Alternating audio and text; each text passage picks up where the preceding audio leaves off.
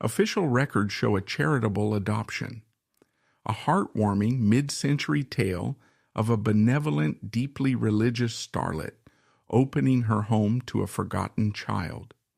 The truth, however, shows a newborn discarded in an orphanage to protect a leading lady's pristine, marketable image. While the American public worshipped her virtue, the studio system was executing a cold-blooded, multi-tiered script to hide an illicit pregnancy and safeguard box office millions. This is the story of Clark Gable and Loretta Young, the secret child scandal and the dark truth Hollywood tried to hide. The Golden Age cover-up ends today. To comprehend the psychological pressure cooker that led to one of the darkest secrets in Hollywood history, we must first examine the brutal, unforgiving environment that preceded it. Winter 1935. The American film industry was pushing the boundaries of physical production. Darryl F. Zanuck, the formidable head of 20th Century Pictures, greenlit an ambitious adaptation of Jack London's The Call of the Wild. It was a massive financial gamble, demanding a grueling location shoot. The chosen location was the treacherous, icy slopes of Mount Baker in Washington state. Directed by the notoriously demanding William Wellman, a man known for prioritizing cinematic realism over the physical safety of his cast, the shoot was a logistical nightmare. For 3 exhausting weeks, the cast and crew were trapped in a frozen wilderness. They battled relentless blizzards, sub-zero temperatures, and severe altitude sickness. Heavy camera equipment froze solid, requiring men to thaw the mechanical gears with their bare hands. The isolation was profound. The Hollywood elites were abruptly cut off from their sprawling Los Angeles mansions, their hovering publicists, their personal handlers, and their highly structured, pampered routines. They were forced into cramped, makeshift quarters, surviving on poor rations, black coffee, and sheer adrenaline. The normal social boundaries that governed the behavior of elite actors were slowly eroded by the extreme elements and the shared trauma of the harsh production. Among the shivering cast were 2 individuals carrying the entire financial weight of the picture.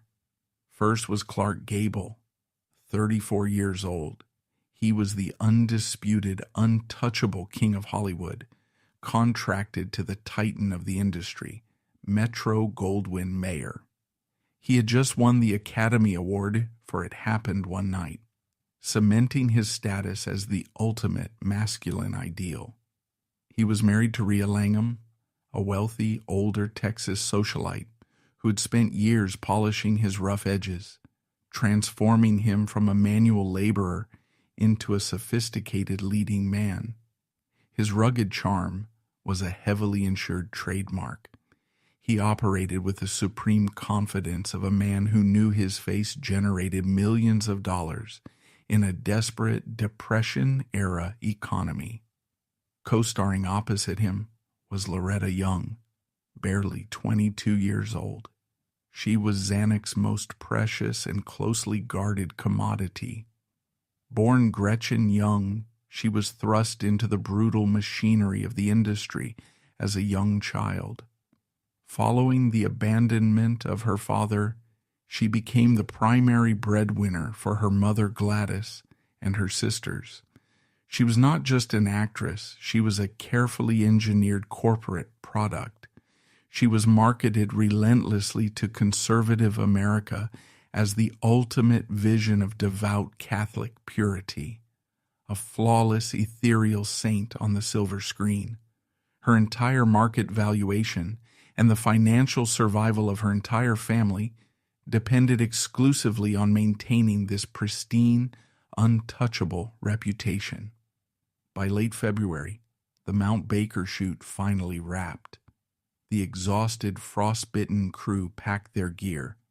The atmosphere shifted instantly from harsh survival to sudden, dizzying relief. The studio arranged for the cast to return to Los Angeles aboard a luxury Pullman overnight train. To the American public, train travel in the 1930s represented the pinnacle of romantic glamour. But on this specific night, the speeding steel tube cutting a path through the Pacific Northwest was not a romantic getaway. It was a moving, airtight vault, a locked room hurtling through the darkness, where the rigid moral laws of the outside world were temporarily suspended by the sheer exhaustion and euphoria of surviving the mountain. Inside the velvet-lined, mahogany-paneled cars, the polished illusions of the Hollywood hierarchy began to fracture. For the first time in her strictly managed career, Loretta's ever-present studio chaperones, the minders, the makeup artists, and the stage mothers paid by the studio to ensure her saintly image remained intact, were nowhere to be found. The heavy steel doors of the sleeper cars slid shut. The corridor was empty. The rhythmic, heavy thud of the steel wheels masked any ambient noise. Gable left his compartment. He walked down the dimly lit hallway and crossed the threshold into hers. What transpired in the claustrophobic shadows of that train car was the destruction of the lifelong vows Loretta had carried.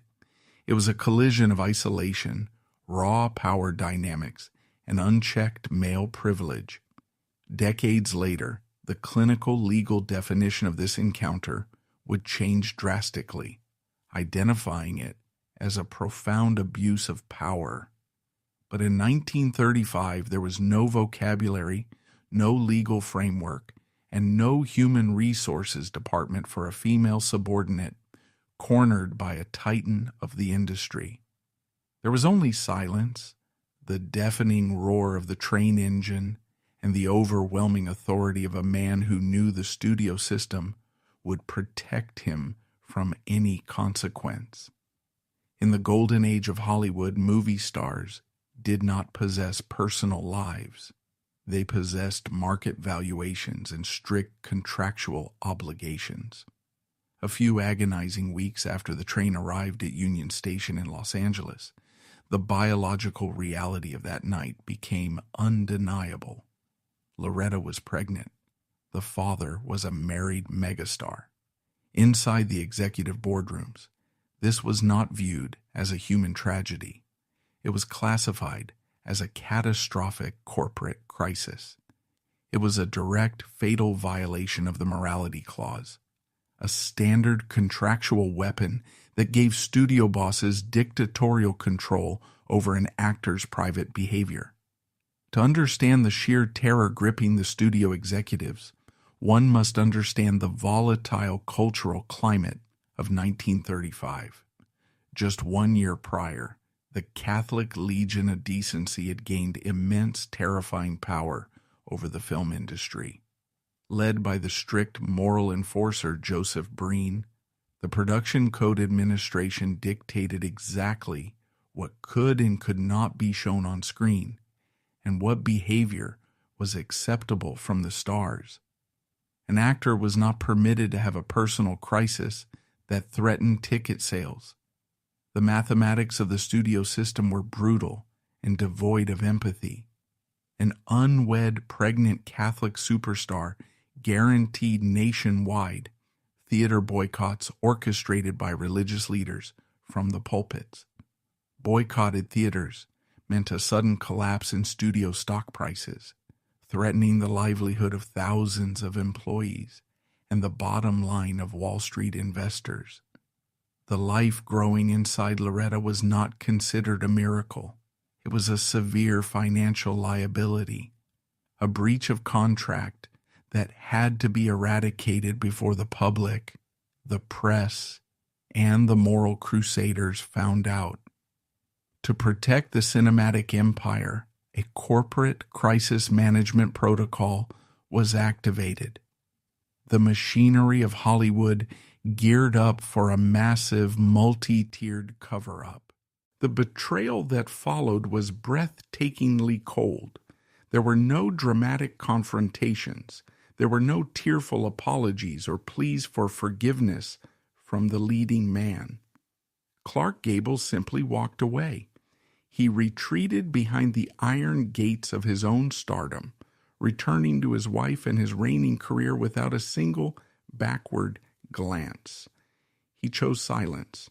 He handed the radioactive situation over to the legendary studio fixers, men like Eddie Mannix and Howard Strickling at MGM, whose sole, highly compensated job was to bury the sins, the accidents, and the crimes of their biggest stars. His abandonment was not a crime of passion. It was a calculated commercial decision to protect his market share.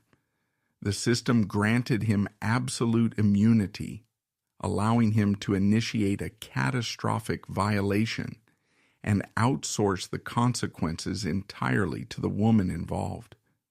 Loretta was left at the mercy of the executives. The public relations department took total control of her existence. They did not see a terrified young woman facing an impossible choice. They saw a damaged asset requiring immediate repair. A flawless media surgery began. There was no compassion, only non-disclosure agreements, legal threats, and rigorous scheduling. The studio dictated a sudden illness.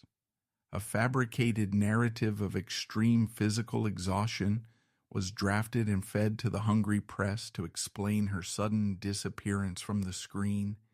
She was placed under strict quarantine, exiled to a remote, hidden location far from the flashbulbs of Los Angeles. Every medical record was doctored. Every whisper on the studio lot was hunted down and silenced with hush money. The influential, feared gossip columnists of the era, Luella Parsons and Hedda Hopper, were fed carefully constructed lies to throw them off the scent. To the public, Loretta Young was a fragile artist broken by her dedication to her craft.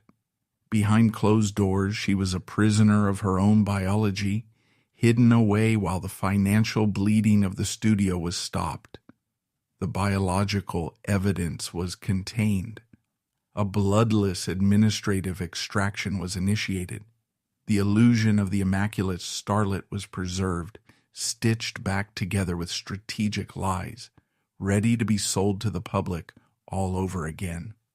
Winter, 1935. The frozen, desolate landscape of Washington State blurs past the frosted glass of a luxury Pullman overnight train. The rhythmic, heavy thud of the steel wheels echoes through the dead of night, cutting a path through the Pacific Northwest. It is carrying the cast and crew of the upcoming blockbuster, The Call of the Wild, back to the glittering, sun-drenched gates of Hollywood. To understand the intense psychological pressure cooker of this specific train ride, one must first examine the brutal environment the passengers had just escaped. For weeks, the production had been trapped on the unforgiving, icy slopes of Mount Baker. Directed by the notoriously demanding William Wellman, a man who thrived on pushing his actors to their physical limits, the shoot was a logistical nightmare. The cast battled relentless blizzards, sub-zero temperatures, and severe altitude sickness. Film equipment froze solid in the snow. The isolation was profound. The Hollywood elites were cut off from their mansions, their handlers, and their highly structured daily routines. They were forced into cramped quarters, surviving on poor rations, cheap whiskey, and sheer adrenaline. The normal hierarchy of the studio lot was stripped away by the raw, biting cold of the mountain. Now, returning to civilization, the atmosphere within the train shifts from survival to sudden, dizzying relief. To the American public, train travel in the 1930s represents the pinnacle of romantic glamour. But tonight, this speeding steel tube is not a romantic getaway. It is a moving, airtight vault, a locked room hurtling through the darkness, where the rigid moral laws of the outside world are temporarily suspended by the sheer exhaustion and euphoria of surviving the chute. Inside these velvet-lined, mahogany-paneled cars, two names carry the entire financial weight of a massive studio production. First is Clark Gable, 34 years old. He is the undisputed, untouchable king of Hollywood, contracted to Metro-Goldwyn-Mayer. He is married to Rhea Laneham, a wealthy, older Texas socialite who had spent years polishing his rough edges, transforming him from a manual laborer into a sophisticated leading man. His rugged charm is a heavily insured trademark, a golden goose for the executives at MGM. He operates with the supreme confidence of a man who knows his face generates millions of dollars in a Depression-era economy. He is accustomed to taking whatever he desires without consequence. Down the narrow, rocking corridor is Loretta Young, barely 22 years old. She is 20th Century Pictures' most precious and closely guarded commodity. She is not just an actress. She is a carefully engineered product. Born Gretchen Young, she was thrust into the industry as a child, becoming the primary breadwinner for her mother Gladys and her sisters. She carries the financial survival of her entire family on her fragile shoulders. She is marketed relentlessly to conservative America as the ultimate vision of devout Catholic purity, a flawless, ethereal saint on the silver screen. Her entire market valuation depends on maintaining this pristine, untouchable reputation. She attends Mass diligently. She avoids the notorious Hollywood party scene. She is the good girl of a sinful town. As the train cuts deeper into the freezing dark, the polished illusions of the Hollywood hierarchy begin to fracture. For the first time in her strictly managed career, Loretta's ever-present studio chaperones, the minders, the makeup artists, and the stage mothers paid to ensure her saintly image remains intact, are nowhere to be found. They are asleep in different cars, exhausted from the mountain. The heavy steel doors of the sleeper cars slide shut. The corridor is empty. The ambient noise of the train engine masks any sound. Gable leaves his compartment. He walks down the dimly lit hallway and crosses the threshold into hers. What transpires in the claustrophobic shadows of that train car is the destruction of the lifelong vows Loretta has carried. It is a collision of isolation, raw power dynamics, and unchecked privilege. Decades later, the clinical legal definition of this encounter would change drastically. But in 1935, there is no vocabulary, no legal framework, and no human resources department for a female subordinate cornered by a titan of the industry. There's only silence, the suffocating weight of an undeniable power imbalance, and the deafening roar of the train. In the golden age of Hollywood, movie stars do not possess personal lives. They possess market valuations. They are indentured servants bound by 7-year contracts that dictate who they date, what they wear, and how they behave. A few agonizing weeks after the train arrives at Union Station in Los Angeles, the biological reality of that night becomes undeniable. Loretta is pregnant. The father is a married megastar. Inside the executive boardrooms of 20th Century Pictures, led by the ruthless Darryl F. Zanuck, this is not viewed as a human tragedy. It is classified as a catastrophic corporate crisis. It is a direct, fatal violation of the morality clause embedded in every studio contract. To understand the sheer terror gripping the studio executives, one must understand the cultural climate of 1935. Just 1 year prior, the Catholic Legion of Decency had gained immense, terrifying power over the film industry. Led by the strict moral enforcer Joseph Breen, the Production Code Administration dictated exactly what could and could not be shown on screen. The code was law. An actor is not permitted to have a personal crisis that threatens ticket sales. The mathematics of the studio system are brutal and devoid of empathy. An unwed pregnant Catholic superstar carrying the child of a married man guarantees nationwide theater boycotts. Boycotted theaters mean a sudden collapse in studio stock prices, threatening the livelihood of thousands of employees and the survival of the studio itself. The life growing inside Loretta is not considered a miracle. It is a severe financial liability, a breach of contract that must be eradicated before the public, the press, and the moral crusaders find out.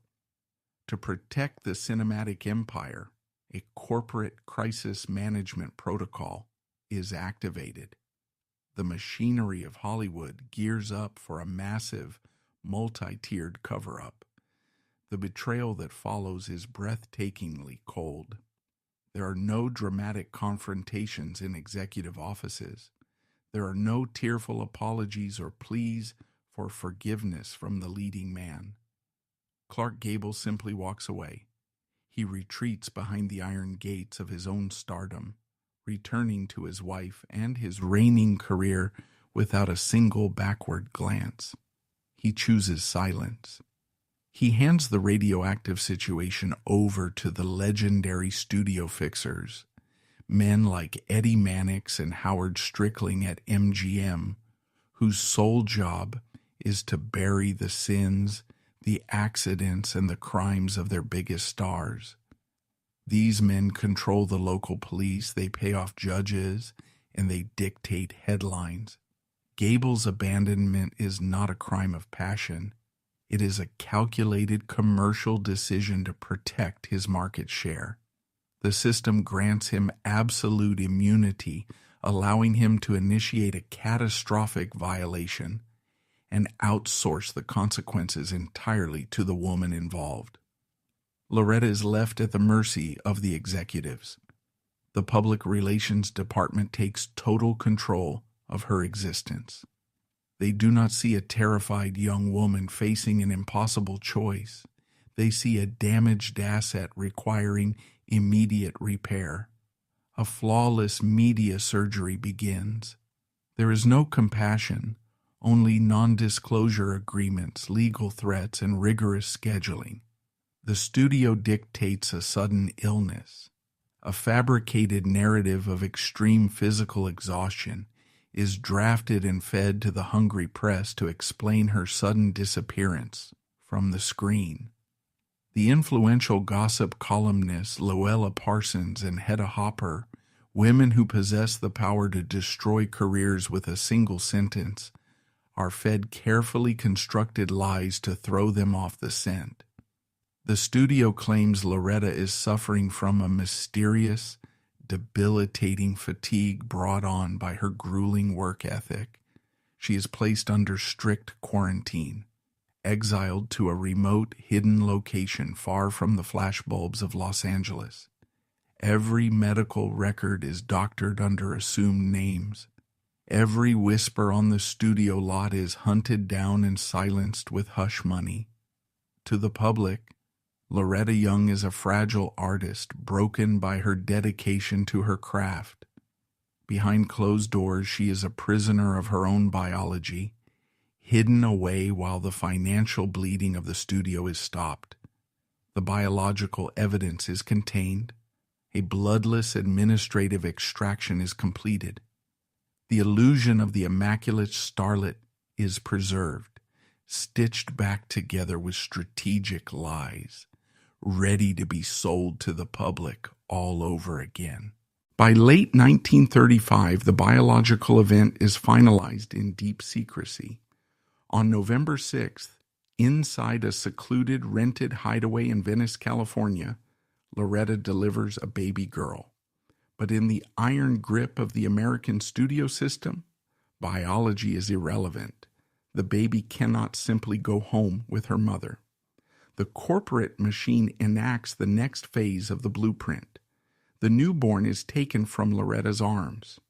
To break any possible paper trail, the child is placed in a series of hidden locations. She is moved from a private nurse's care to a Catholic orphanage, St. Elizabeth's. Loretta, aching for her child but chained to her lucrative studio contract, is forced to play a grotesque waiting game. She must return to work. Her body is still recovering from childbirth, yet she is forced into corsets and heavy makeup, smiling on movie posters and pretending her life is a pristine fairy tale. After several agonizing months, a highly publicized, deeply cynical press event is staged. The saintly Loretta Young officially announces she is performing a grand act of Catholic charity. She poses for the cameras, bathed in soft studio lighting, and declares she is adopting 2 orphan children to give them a better life. Shortly after the initial press wave, she quietly returns 1 child to the orphanage, claiming a poor fit for her household, and keeps the baby girl. She names her Judy. The public applauds her benevolence. The press praises her maternal grace and religious devotion. Nobody realizes she has just successfully adopted her own biological daughter. The crisis is contained. The brand is secured. The machinery of the Golden Age continues to turn, undisturbed by the silent tragedy unfolding behind closed doors. Attempting to establish a quiet line of accountability, Loretta opens a private bank account. It is a silent financial receptacle in Los Angeles, designed solely for the multi-millionaire father to deposit basic maintenance for the child. In the brutal economics of the Great Depression, unwed mothers faced destitution, but Gable was earning astronomical sums. He was moving from triumph to triumph, starring in cinematic milestones like Mutiny on the Bounty and cementing his status as an industry god. The bank account is a quiet expectation that requires no public exposure and threatens no contracts. But the survival instinct of a leading man dictates impenetrable detachment. Over the next decade and a half, as his box office earnings break records and he signs the contract to play Rhett Butler in Gone with the Wind, the balance in that specific account remains static. $0, 0 cents. He never transfers a single dime. He never sends a proxy or a lawyer. Acknowledging the account means acknowledging the biology. The system demands total deniability, and he executes that demand flawlessly. His personal wealth multiplies, while his moral ledger remains intentionally blank. The legal paperwork for the adoption is finalized, notarized, and locked inside a corporate vault. The public relations narrative is universally accepted by the American press corps. But the massive machinery of Hollywood, no matter how powerful or well-funded, cannot draft a non-disclosure agreement with human genetics. Biology is a volatile variable. As the child Judy begins to grow from an infant into a toddler, a silent but undeniable physical anomaly manifests. It is a structural flaw in the carefully manufactured illusion. The child does not possess the delicate, refined porcelain features of her mother. Instead, as she develops, she prominently displays a specific, genetically dominant trait: her ears. They are large, protruding, and instantly recognizable. They are the exact trademark physical signature of the King of Hollywood. In an industry built entirely on visual recognition, it is a walking, breathing, biological barcode, a living piece of DNA, evidence that directly links the immaculate Catholic superstar to the married box office giant. In the corporate architecture of the Golden Age, physical appearance is a regulated currency. The American pop culture machine is built on an obsession with physical perfection. Studio makeup departments, led by pioneers like Max Factor and the Westmore brothers, can alter noses with putty, change cheekbones with lighting, and redefine jawlines with shadows. But a child whose face actively contradicts a multi-million-dollar corporate lie is an existential threat. The biological reality of the child's face is classified as a critical security breach. To contain this slow-moving disaster, a low-tech crisis response is initially implemented. The studio protocols dictate that the anomaly must be hidden from the cameras at all costs. A strict wardrobe mandate is enforced upon the toddler. For the first few years of her life, the child is systematically disguised. She is forced to wear oversized, heavy bonnets, even in the dead of the sweltering Southern California summer. She is dressed in wide headbands and elaborate hats. Her hair is styled, pulled forward, and sometimes taped or glued down to cover the sides of her face. Every public outing, every staged photograph with her mother for movie magazines like Photoplay is a controlled military operation. It is an exhausting routine of physical concealment. But a growing child is an expanding liability. A piece of fabric is a temporary patch, not a permanent solution. By the time the girl reaches the age of 7 in 1942, the temporary containment strategy is deemed insufficient. The risk profile is simply too high. A sudden gust of wind on a Hollywood boulevard, a slipped headband at a publicized premiere, or an aggressive paparazzi photographer could expose the genetic truth to the entire world. The system requires a definitive eradication of the evidence. The physical reality of the child must be forcefully altered to match the dimensions of the approved press release. A corrective procedure is officially scheduled. This is not a pediatric medical necessity to improve a child's hearing or health. It is a public relations crisis management operation executed with a surgical scalpel. The 7-year-old girl is transported to a medical facility in Los Angeles. She is placed onto an operating table. Heavy anesthesia is administered. The prominent identifying ears, the only tangible physical inheritance she possesses from her biological father, are systematically dismantled. The cartilage is surgically broken. The ears are pinned back and sutured tightly against her skull. The procedure, an otoplasty, is invasive, bloody, and entirely elective. The physical trauma inflicted on the child is immense.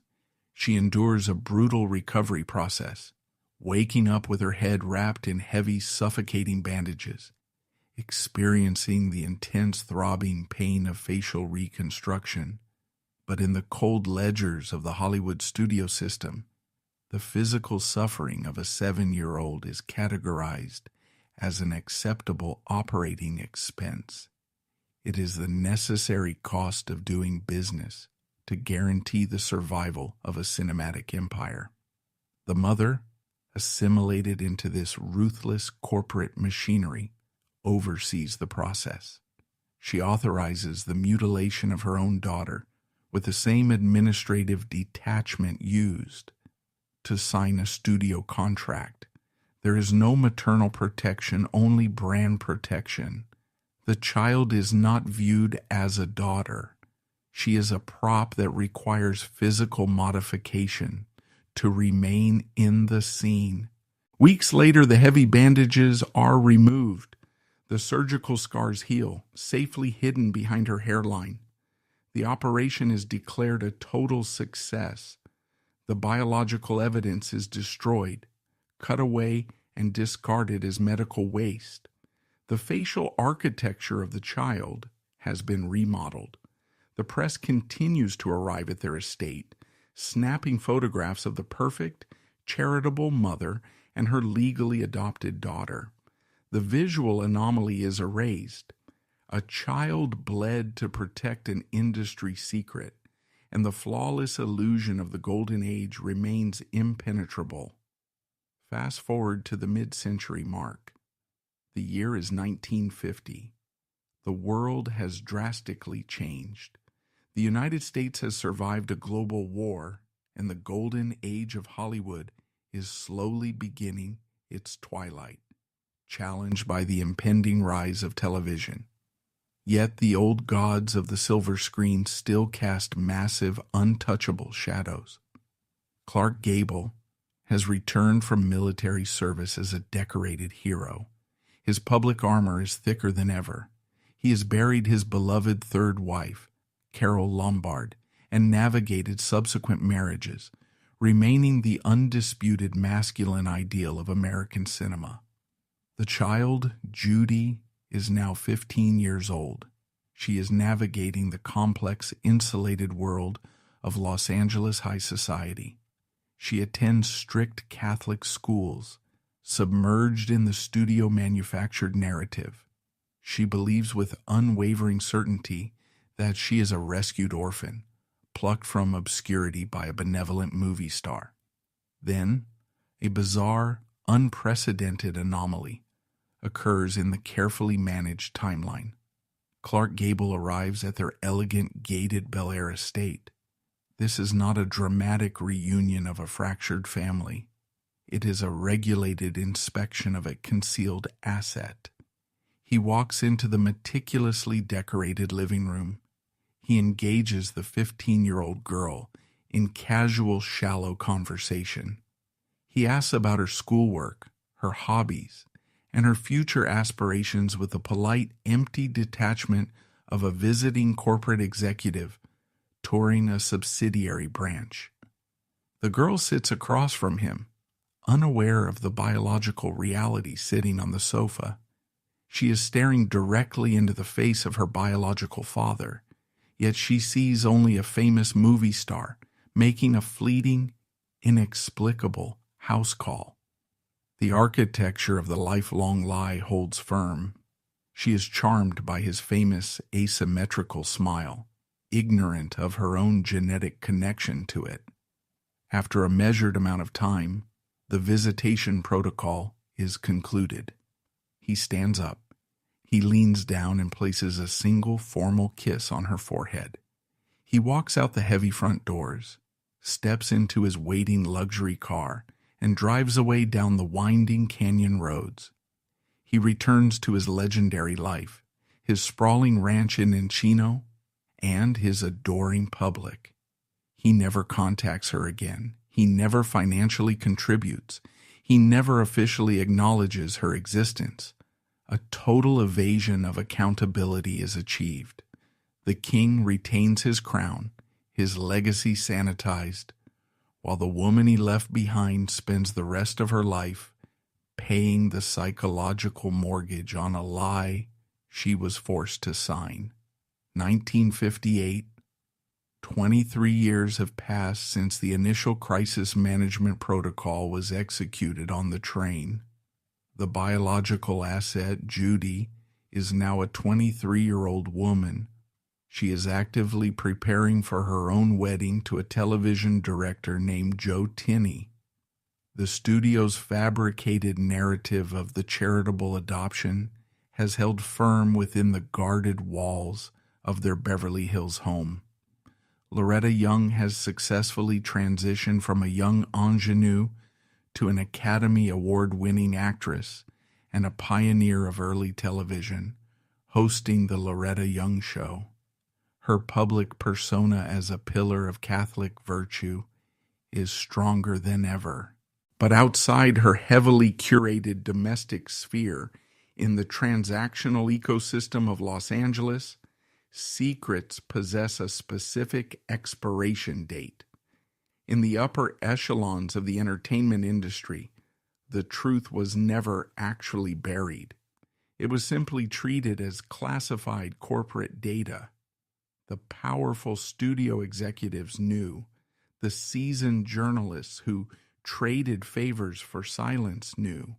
The camera operators, the costume designers, and the makeup artists who noticed the surgical scars behind Judy's ears knew. And eventually, the fiancé knows.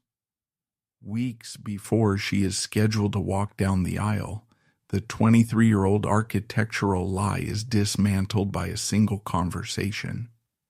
Judy and Joe are discussing their impending marriage, sharing their fears and histories. Her future husband plainly informs her that her entire origin story, the orphan narrative she has anchored her identity to, is a manufactured Hollywood fiction. He states a widely accepted industry fact. The entire town has always known the true identity of her biological father, the undisputed king of Hollywood, Clark Gable. The timeline converges on a commercially packaged American holiday, Mother's Day, a date mathematically designed by greeting card companies to celebrate the sacred bond between a woman and her child. In this household, however, maternity is a legal fiction, secured by a vault of non-disclosure agreements and profound religious denial. On this Sunday, Judy walks into the room to face the pious superstar. She does not carry a bouquet of flowers. She arrives with a direct, uncompromising demand for the truth. She asks the question. She names Clark Gable. The words hang in the sterile air of the living room, vaporizing the persona the actress has maintained for over 2 decades. In a standard psychological framework, this is the moment a mother is expected to break down, embrace her child, and initiate a painful but necessary emotional reconciliation. But the female asset is a product of the mid-century studio system and rigid religious programming. She reacts as a high-value corporate commodity, experiencing a catastrophic internal system failure. The psychological firewall collapses. The overwhelming weight of American Catholic guilt, combined with decades of suppressed operational terror, short-circuits her biology. She cannot speak. She cannot execute a denial. She turns away from her biological daughter, sprints down the hallway, and locks herself inside the bathroom. The sound of uncontrollable vomiting echoes through the heavy wooden doors. It is a physiological purge, a physical rejection of the truth she has spent her adult life trying to surgically amputate. Her body is desperately attempting to evacuate 23 years of toxic suppressed data. When the physical sickness subsides, the psychological reconstruction protocol begins. But the actress does not choose empathy. She chooses survival. She immediately retreats into the impenetrable fortress of her religious doctrine. Within the strict framework of mid-century Catholicism, an unwed pregnancy is not classified merely as a public relations crisis. It is a permanent stain on the immortal soul. To acknowledge the woman standing in her hallway as a daughter is to simultaneously acknowledge her own catastrophic failure as a marketed, saintly figure. The final blow to the relationship is delivered with clinical detachment. The mother looks at the child she carried, the child whose face was physically altered by surgeons to protect a contract, and she issues her theological verdict. She does not see a survivor of the Hollywood machine. She sees the physical embodiment of her own damnation. She reclassifies her own flesh and blood. She looks at Judy and coldly brands her with an inescapable label. She calls her a walking mortal sin. A living human being is reduced to a theological error. The ultimate betrayal is completed. The machinery of the Golden Age and the oppressive weight of religious dogma align to crush the remnants of maternal instinct. The flawless superstar secures her image, leaving her daughter isolated, forced to carry the psychological debt of a corporate crime she did not commit. For over 6 decades, the architecture of the lie remains intact, but the most devastating prison built by the studio system is not made of legal contracts or forged adoption papers. It is a psychological cage constructed out of weaponized guilt. For 60 years, the actress carries the crushing weight of a manufactured sin. The corporate machine has successfully programmed her to believe a fundamental lie. She has lived every single day of her adult life, convinced that the events in that train car in 1935 were her own moral failure. She believes she slipped. She believes she fell from grace. She believes she is the architect of her own ruin. The studio executives demanded her silence to protect their investments, but her own internalized shame became the ultimate enforcer. This is the triumph of the mid-century Hollywood power dynamic. The system not only forces the victim to hide the physical evidence of an encounter, but it successfully brainwashes the victim into believing she is the perpetrator. She projects this intense self-hatred outward, fracturing her relationship with her own child, viewing her daughter not as a survivor, but as the living embodiment of a moral collapse. Fast forward to the late 1990s. The year is 1998. The cultural and legal landscape of America has shifted drastically. The iron grip of the old studio system has rusted away, replaced by a new era of public discourse. The television screen, once a tool used exclusively by studios to broadcast flawless, highly regulated corporate illusions, is now operating as an instrument of mass public education. The conversations surrounding gender, power, and consent have evolved. Inside her quiet, secluded home in Palm Springs, California, the aging former starlet sits in front of her television set. She is 85 years old. Her husband has passed. Her career is a distant memory. The channel is tuned to Larry King Live, a definitive staple of modern American media. On the screen, legal experts and psychologists are discussing a concept that simply did not exist in the public vocabulary of the 1930s. They are dismantling the outdated victim-blaming narratives of the past. They are introducing a highly specific clinical term to describe a non-consensual physical encounter perpetrated by a familiar face, a colleague, or a romantic interest. They outline a legal framework describing a profound abuse of a power dynamic rather than a mutual transgression between two willing adults. The phrase date rape is spoken aloud, defined and analyzed for a national audience. The words broadcast from the television echo through the silent living room. As the clinical definition of this specific type of coercion is explained, a catastrophic psychological shift occurs within the mind of the elderly woman. The modern definition acts as a precise linguistic key. It instantly unlocks a heavy iron door that has been sealed shut for over half a century. The experts on the screen are meticulously describing the exact mechanics of isolation, physical overpowering, and psychological dominance. They are describing with terrifying precision the exact sequence of events that took place behind the locked steel door of a Pullman train sleeper car 63 years ago. In a single, breathless moment, the entire structural foundation of her lifelong guilt vaporizes. The decades of silent penance, the endless prayers for divine forgiveness, the agonizing, corrosive self-hatred, all of it was built on a deliberate, systemic lie. She suddenly realizes, with agonizing clarity, that she was never a willing participant in a scandalous, forbidden Hollywood affair. She did not experience a moral lapse. She did not fall. She was pushed.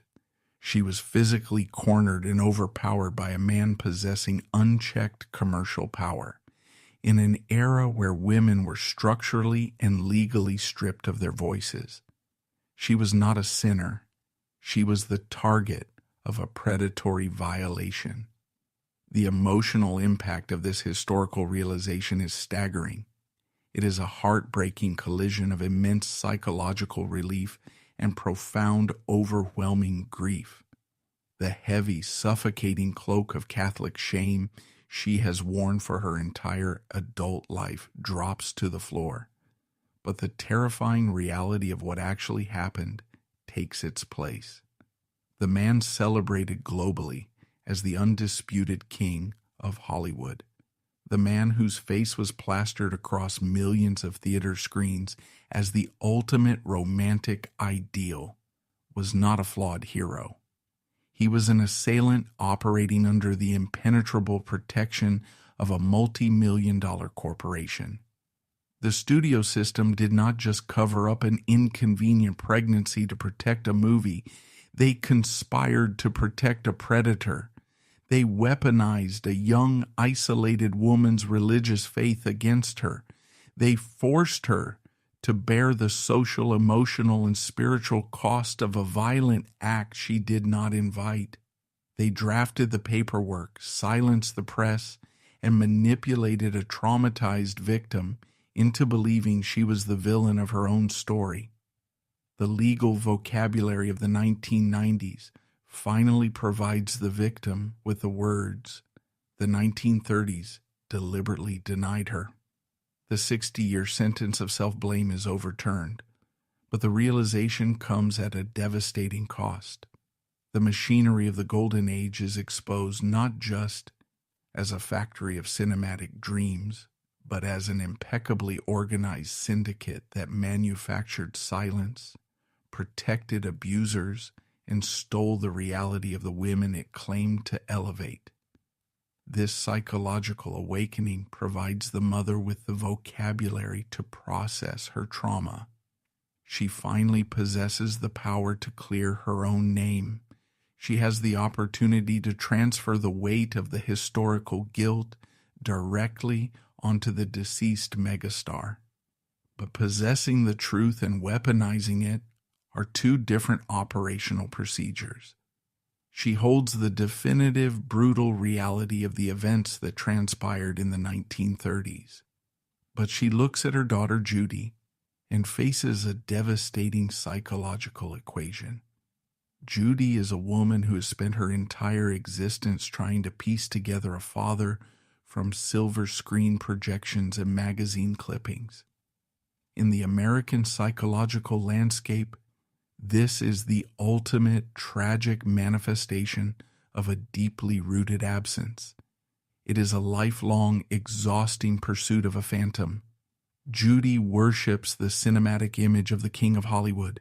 She cherishes that single, sterile kiss on the forehead from their brief meeting in 1950. It was a pathetic, microscopic crumb of paternal affection, handed out like a corporate souvenir, but it is the only currency of a father's love she possesses. In 1994, Judy even published an autobiography titled Uncommon Knowledge. In it, she publicly claimed she was the product of a passionate, secret love affair between two willing stars. She anchored her entire identity to this romanticized, slightly tragic illusion. Loretta mathematically calculates the collateral damage of full disclosure. To speak the truth is to inform her daughter that she is not the tragic byproduct of a passionate, star-crossed romance. It is to look her in the eye and state that she is the direct biological result of a violent, coerced physical violation. It would mean taking a sledgehammer to the daughter's fragile idolization of the father. To save herself, the mother would have to annihilate the daughter's origin story. Faced with this impossible variable, the mother performs one final devastating administrative cover-up. But this time, it is not mandated by a studio executive. It is not enforced by a morality clause or a threat of financial ruin. It is a self-imposed, permanent non-disclosure agreement. She chooses to let Judy keep her imaginary, flawed father, rather than hand her a monstrous, predatory reality. Loretta reseals the vault. She willingly chooses to remain the architect of the lie in her daughter's eyes. She absorbs the resentment, the distance, and the historical blame, simply to shield Judy from the horrific mechanical reality of her own conception. The aging actress confides the true nature of the encounter only to a single trusted individual, her daughter-in-law, Linda Lewis. She tells Linda about the train, she tells her about the lack of consent, and she issues a strict, unbreakable directive. The truth must remain buried until both Loretta and Judy have passed away. The illusion must be protected until the very end.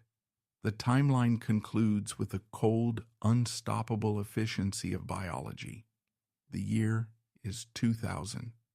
Loretta Young passes away at the age of 87. The absolute truth of the train car, the exact details of the power dynamic and the coercion are buried deep under the earth, silenced.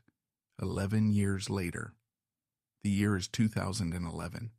Judy Lewis passes away at the age of 76. She takes her final breath unaware of the darkest layer of her own history. She dies believing the modified version of the studio script, holding onto the ghost of a father who never actually existed outside of a movie set. Only after the primary subjects are deceased, when the psychological damage can no longer be inflicted on the living, does the remaining family authorize the declassification of the historical record. The final autopsy report of the scandal is released to the public by Linda Lewis in 2015.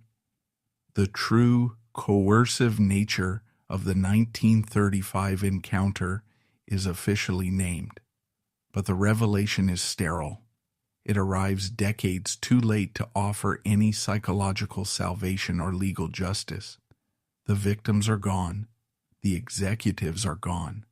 The perpetrators have long since turned to dust, their legacies preserved in the Hollywood archives.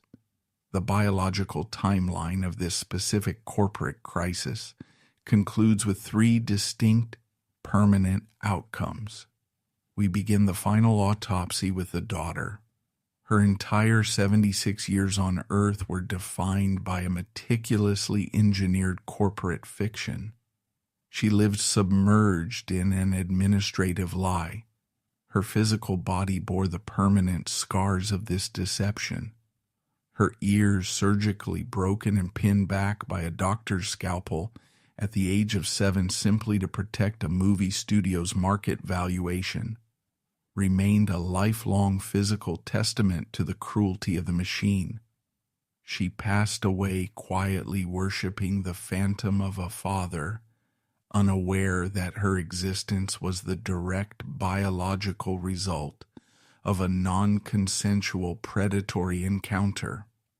The mother, Loretta, expired, carrying the immense, suffocating weight of a trauma she did not ask for. She silently absorbed the historical blame to protect a multi-million-dollar brand for most of her life. Even after the cultural shifts of the 1990s finally offered her the precise legal vocabulary to achieve psychological salvation and clear her name, she chose to permanently seal the vault. She sacrificed her own public vindication, choosing to let her daughter believe a Hollywood fiction rather than hand her the devastating reality of a violent coercion. The perpetrator of the inciting incident experienced a heavily subsidized historical trajectory.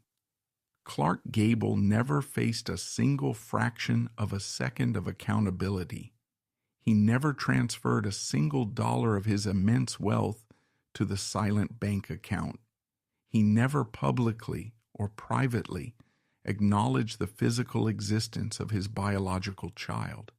He continued to reign supreme as the undisputed king of the American box office, accumulating staggering wealth and unparalleled global adoration. He lived out his natural lifespan untouched by the destruction he initiated. Upon his death, his legacy was preserved, enshrined in the highest echelons of pop culture. The public relations armor provided by the studio executives proved to be impenetrable. The American studio system executed its primary operational objective. The machinery of the Golden Age protected the male superstar for one mathematical reason. His face generated millions of dollars in ticket sales. To secure this massive revenue stream, the system forced the female victim to destroy her psychological well-being, mandated the physical mutilation of an innocent child, and systematically erased the fundamental truth of 3 human lives. The era of classic Hollywood is historically painted with romance, elegance, and glamour, but the structural reality for those trapped inside the machine was nothing more than a velvet-lined prison. It was a gilded cage where human beings were reduced to heavily insured corporate assets and where the worst predatory behaviors were rewarded with commercial protection. The administrative cover-up was a total success. The image survived intact. The humanity did not. The final autopsy report is complete. The files are now open. What do you think about Loretta's ultimate decision to hide the truth of the coercion from her own daughter until her dying breath? Was it a final desperate act of protective maternal love to save a daughter's fragile illusion, or was it the devastating continuation of a Hollywood lie maintained until the bitter end? Leave your thoughts in the comments below. Hit that subscribe button and join us next time as we open another classified file from the dark archives of history. Thank you for watching.